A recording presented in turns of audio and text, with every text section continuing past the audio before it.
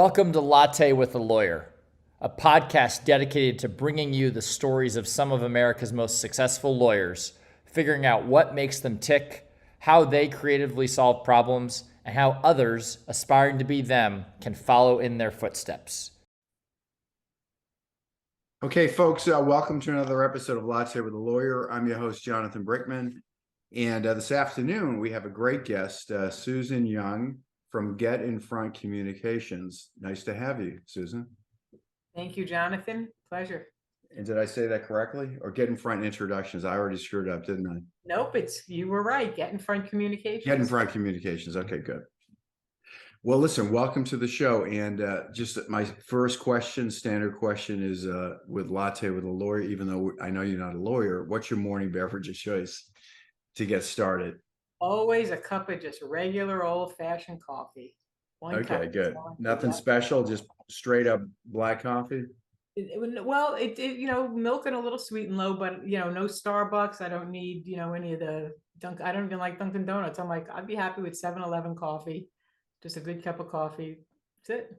And don't talk to me before I've had that coffee. And don't talk to you before that. It's funny. The last person I had on here said the same thing, and I got it interesting because it was like the barbell: Starbucks or gas station coffee. You just basically said the same thing. Yeah, so it doesn't matter, is what you're saying. Yeah, that's funny. All right. So listen, I mean, normally we have lawyers on the show, and obviously you're not a lawyer, but you work with lawyers. So tell us about what your business is. Yeah, Get in Front Communications is 23 years old, and I'll share my story because what I do is I'm a story and speaker coach. So I'll indulge you with that if you can indulge me for a moment. Yes. And then that'll kind of introduce the whole picture. So I didn't talk till I was 4 years old. And we lived in Brooklyn at the time when, my parents thought I was deaf. They took me to the doctor. And he said, no, she's perfectly healthy. She just doesn't need to talk. When I was hungry, I would bang on the refrigerator and the food would appear. So, life was good. And then I grew up to major in mass communication in college. Go figure that.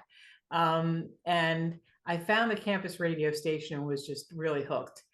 Started, DJing and doing the news, but I was always interested in curious about news. And I think that's my superpower is curiosity. Yep. And I tend to ask a lot of questions, which is very lawyerly like too.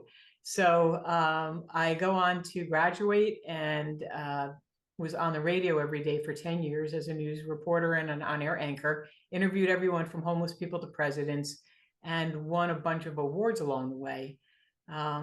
And then I ran Governor Christie Whitman's office of radio and TV in Trenton and was a PR director for a nonprofit. So I was always telling somebody else's story. The problem was that I'm an old school trained journalist, and I was taught that my opinion didn't matter. And so I lost my way as far as what I believed and what I felt in my heart, because I kept believing that my voice, my opinion didn't matter. I didn't know how I felt about anything. And, through some, honestly, some therapy and some self-discovery and some introspection, and I started my business 23 years ago, people wanted to hear my story. And I'm like, I tell everybody else's stories, but reporters don't like to talk about themselves. And so I had to figure that out. And I've worked with a lot of attorneys. I've been at hundreds of, maybe thousands of press conferences, trials I've covered. And what I realize is that stories connect us as human beings. And so that's what I focus on today. Like I said, the company was founded in 2000, and I was the quiet one in my family. If somebody would have told me I'd be doing this, I would have laughed in your face. I'd say, I'd rather sit home in a closet by myself. But I'm happy to report that I found my voice. I speak, I train folks, I coach people on storytelling and how to get online visibility, how to be a presence online, and how to use your story to grow your law practice or your business. So let's get a little bit into the weeds there. So if you're working with an attorney, give me an example of what you might do. Yeah, they attorneys, and I'm related to a few, as I mentioned before we started here, tend to be very, a lot of jargon. And so I teach people, one, avoid jargon, adjectives, and rhetoric. JAR, avoid JAR. It's very different in today's world with technology. So when I work with attorneys and people who are in very regulated, highly regulated fields, to just say the damn thing. It's a sound bite. It's not, nobody wants to hear about your mission statement or the industry lingo. I understand that that's important in your work and in court and in papers that you have to file and all of that. But when we talk with human beings online like this, people, you're going to lose them. People, research shows that humans have the attention span of 8.5 seconds, which is equivalent to a goldfish. So you That's have not to very not only long. get their, you have to get their attention, but you have to keep their attention. And that's what I teach attorneys and other professionals how to do, how to communicate like a human being and not a policy and not a law or a case or, a study or anything like that. So, but what scenarios, right? Because attorneys find themselves in very different scenarios, giving a deposition in a courtroom, talking to another attorney, they're all different, right? So you have to adjust your language based on the audience, right? Correct.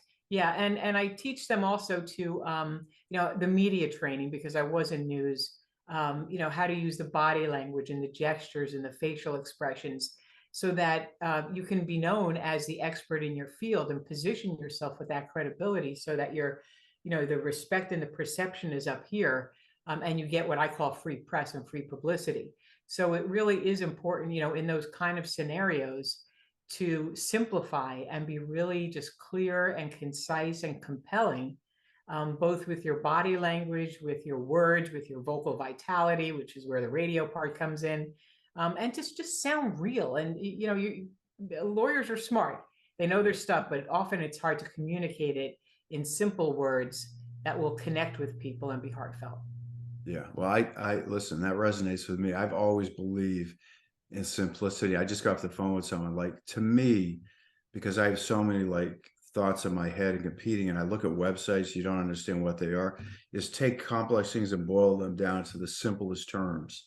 It's the only way to communicate, right? And have the lowest common denominator so everybody can understand it, right? So I couldn't agree with you more on that. So I'm with you on that. But what was I going to say to you? It's interesting. I had another guest on here not long ago, and I was going to ask you about this. He's in the business of helping them build their own podcasts to get out there and communicate with people, and again, sort of break down the barriers and become real people and let people see their personality and get to know them and trust them. What do you think about that? Absolutely. Yeah. No, that's what I encourage people to do. And that's what I teach people to do, either to host a podcast. But, frankly, from my perspective, people will say to me all the time, wow, you're interesting, funny, mesmerized, whatever they say. Why don't you have a podcast? Everybody has a podcast. I'm like, look, I was doing this, 30 years ago with public affairs shows on the radio. I don't need to have a podcast. It's a lot of work. Yeah. But what I do is I teach people how to either, if you want to have a podcast, how to go about it and how to have that presence and the structure of it behind the scenes of how to screen guests and how to, present yourself and the writing with the About Me page and all that. But also how to connect with podcasters if you don't want to have your own show like this, guesting on somebody else's, where you show up and you talk for a half an hour, but you're able to communicate and articulate and convey that compelling message in such a simple, clear way, again, that you connect as a human being and not as a brand or a logo. Because, Jonathan, in the end, you are the message. Right. You are the message. That is true. It reminds me of many, many years ago, and I didn't take a lot of formal sales training. I kind of just learned it on the go. But I remember I had to sit through one at a big bank, a big Canadian bank, and we had a sales trainer, and he said, at the end of the day, it's you. You are the biggest asset. That's who they're going to buy. That always stuck with me. Right? It's true. It's true. And it's timeless because, look, this is, we're now 3 years into the pandemic, and I've coached and helped people from therapists to, folks like attorneys and entrepreneurs and small business owners and everybody in between, insurance employers, who their business skyrocketed during the pandemic. Like, how'd you do that? It's like, it's storytelling. You've got to show up and you've got to speak up. And when you can do that, that's when the magic happens. That's when, people are getting 700% return on their investment. And they're like, in the pandemic, I'm like, yeah, in the pandemic, every single industry, when you know how to pivot and you know how to use your voice, everyone was born with a voice. Question is, how are you using it? Right.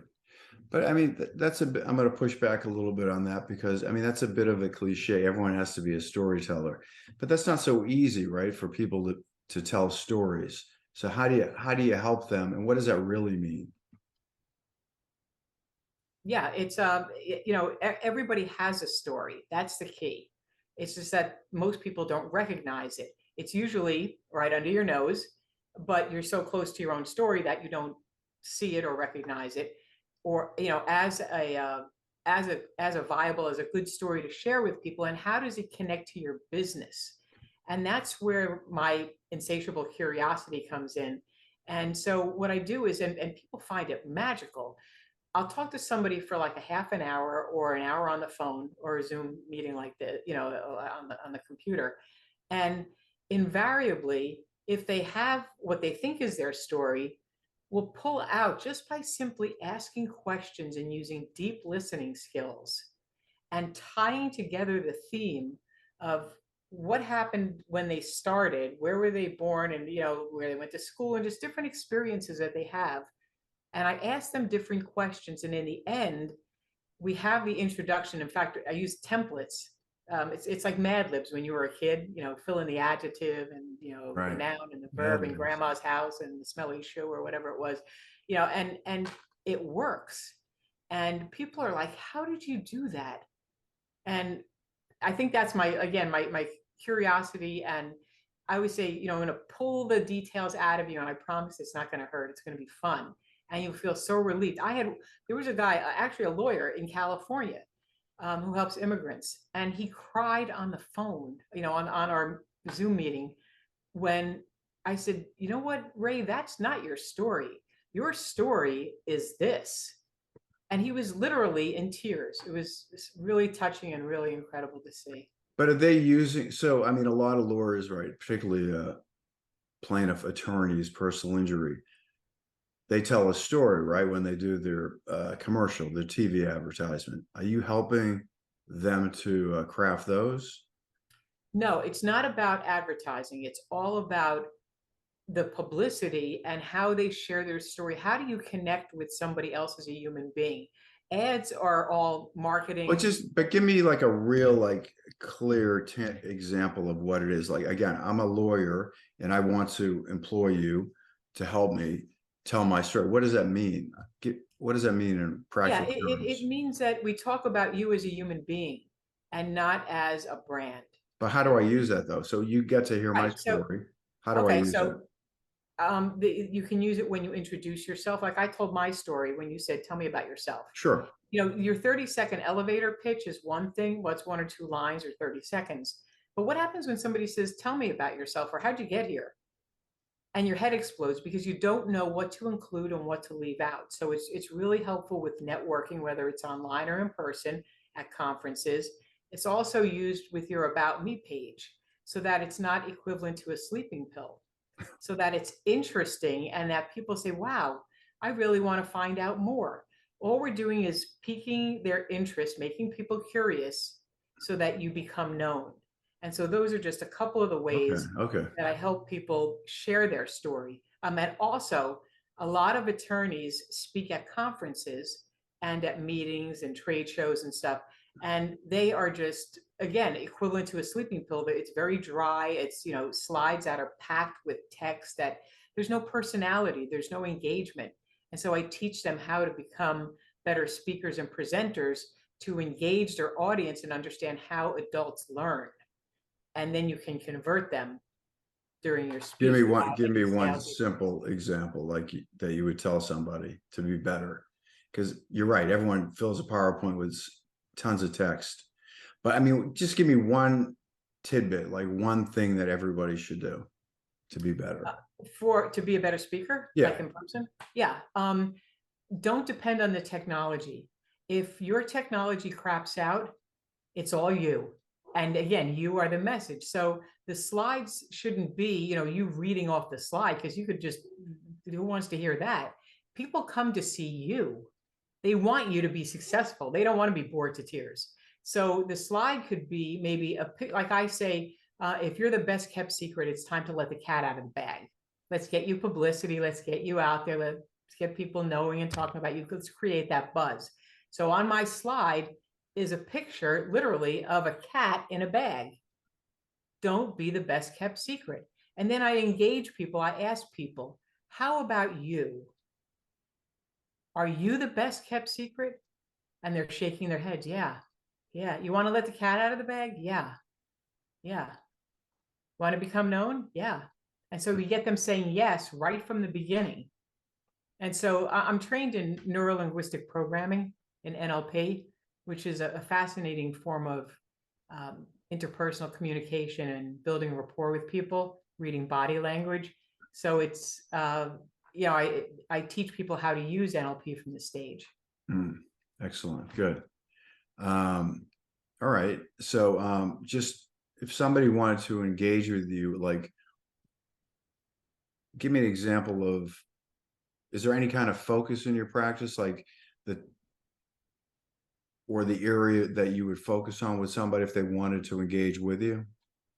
Yeah, I work with a lot of I work in the space of AEC, of architects, engineers, and construction. And there's obviously a lot of attorneys involved there. Sure. But I really have worked with, like I say, insurance folks and employee benefits, and attorneys and associations, bar associations, et cetera. Corporate folks hire me to come in and either speak to their group or to train and coach small groups online.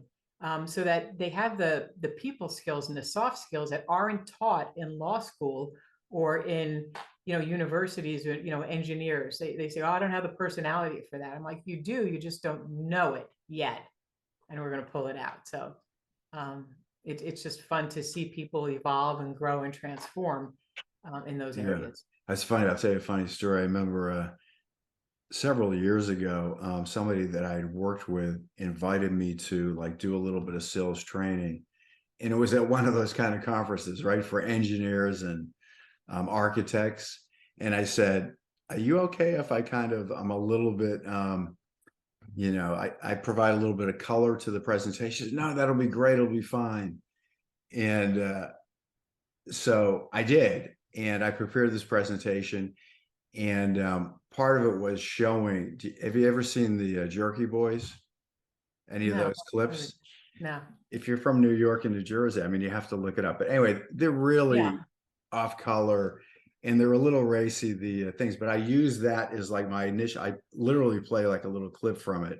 There's a salesperson coming from, he's getting hired. He's from upstate New York and he wants to be a car salesman. And there's profanity, and it's really not suited for the audience. No response. I mean, it was like a brick. There was no response. Oh no. And it was like, okay, I guess that didn't work well. And anyway, that ended our relationship. She never called me again for help.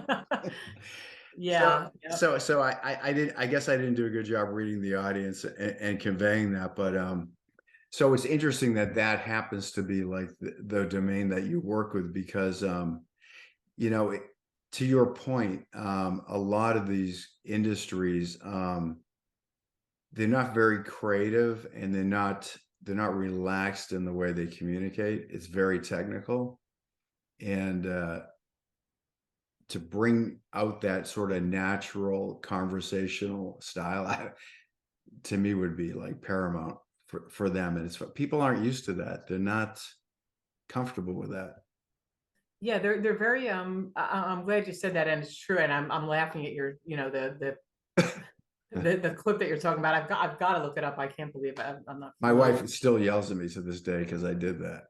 Yeah, you got it, especially nowadays. I mean, everybody, it's just a different world that we're in, and sensitivity and all that.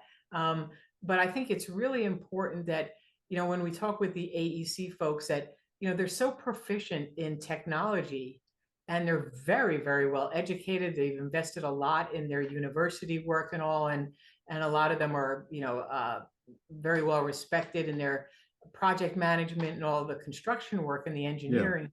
But the problem is that they get called into sales meetings with business development folks who are salesy and personable and charming and have that kind of magnetism, that charisma that we talk about. And the other folks come in from the construction sites because the clients want to see who's doing the actual work. The sales pitch is one thing, but they want to, who's the person on site. Right. And so when they bring in the construction superintendent or the estimator and they can't read the room right, and they miss the cues and they're talking about things that, it's like knowing what to leave in and what to leave out and how to build that rapport and that connection with people, and they're talking over the client, they fall apart. Their credibility is, tanks right away. So that's what's so important in teaching them the soft skills. They know how to build a room. They don't know how to read the room. Right. And that's where I come in. Very good. I think that's really important. So I think I might have asked this in a question, but who are your influencers? Who do you look to for influence? Influence, I believe it's come from my family, from my grandma in particular. Okay.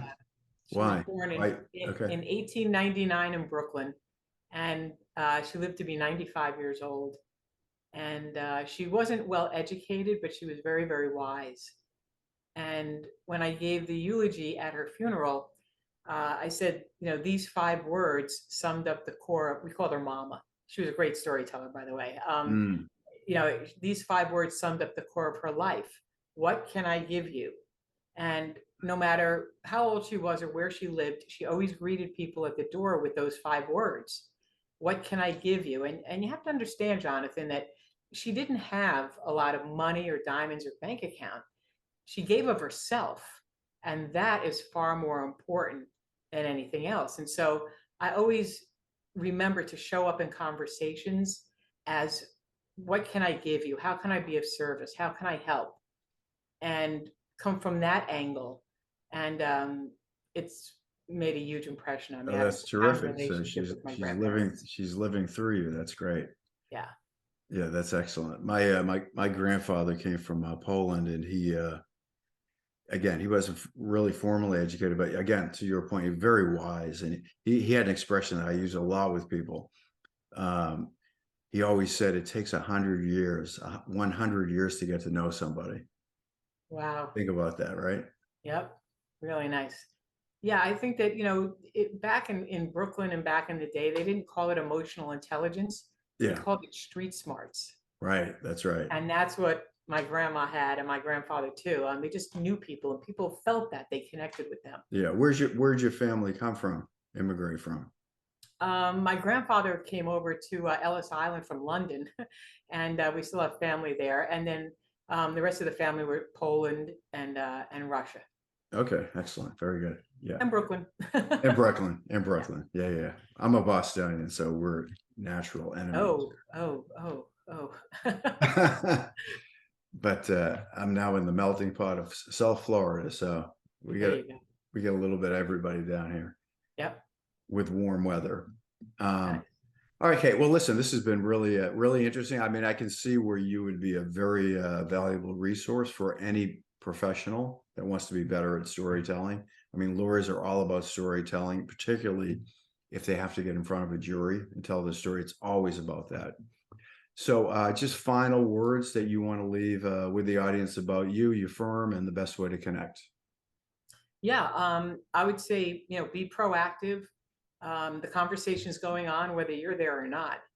And so it's really important to, you don't have to learn all the technology, just knowing the technology, the platform where your peeps, your people, your potential clients hang out. Know, this is what my grandma said, know when to speak up and know when to shut up. There you go. And I think that's just really wise advice, is that you've got to keep up. Otherwise you're invisible. That's the key. The website is sueyoungmedia.com. drop me a note. As I say, I do a lot of coaching, speaking, private coaching, small group coaching. And the goal is to create curiosity and become known. That's it. Beautiful. Simple. Yeah. Beautiful. Thank you. So once again, for everybody, Susan Young, Get in Front Communications. And this is sponsored by EmotionTrac, which is very different than what you do, but it's actually a legal tech platform that helps lawyers prepare for trial and mediation with an insights platform.